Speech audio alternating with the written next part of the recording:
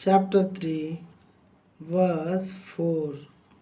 But let your adorning be the hidden person of the heart with the imperishable beauty of a gentle and quiet spirit, which in God's sight is very precious.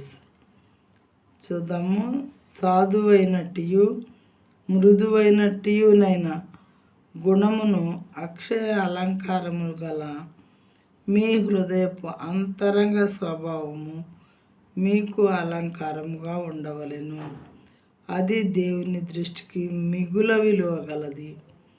దేవుని దృష్టి కంట అక్షయ అలంకారాలు కలిగినటువంటి మరి అంతరంగ స్వభావము అక్షయ అలంకారాలు కలిగి ఉంటాం. దేవునికి సాధువైనట్టు మృదువైనట్టు గుణం కలిగి ఉంటాం. చాలా చాలా దేవునికి ఇష్టమైందంట ప్రియమైన వాళ్ళారా. అది దేవుని దృష్టికి మిగుల విలువ గలది. ఇక్కడ భార్యలకు చెప్తూ ఉన్నారు ఈ చాప్టరు.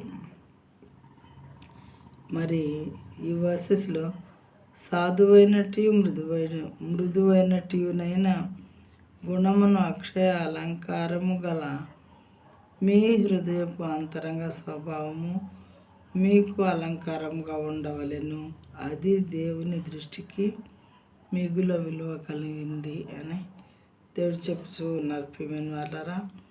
మరి కొంతమంది అయితే రకరకాలుగా ఎక్స్టర్నల్ థింగ్స్తో అలంకరించుకుంటారు. వాళ్ళు ఎక్స్టర్నల్ థింగ్స్తో అలంకరించుకోవటం అనే విషయం ఇక్కడ లేదు. కానీ సాధువైనట్టు మృదువైనట్టు స్వభావం కలిగి ఉండండి.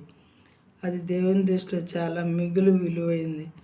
అక్షయ అలంకారాలు, అంతరంగ స్వభావము, వీటి గురించి ఇందులో చెప్పబడింది. దేవుని దృష్టికి ఏది మిక్కులు విలువైందో దాన్ని దేవుని బిడ్డలు కలిగి ఉంటూ ఉంటారు ప్రియమైన వాళ్ళారా. అందుకే వాళ్ళు ఎక్స్టర్నల్ బ్యూటీకి, ఎక్స్టర్నల్ థింగ్స్కి, డెకరేషన్కి ఇంపార్టెన్స్ ఎక్కువగా ఇవ్వరు. అది కారణం అన్నమాట.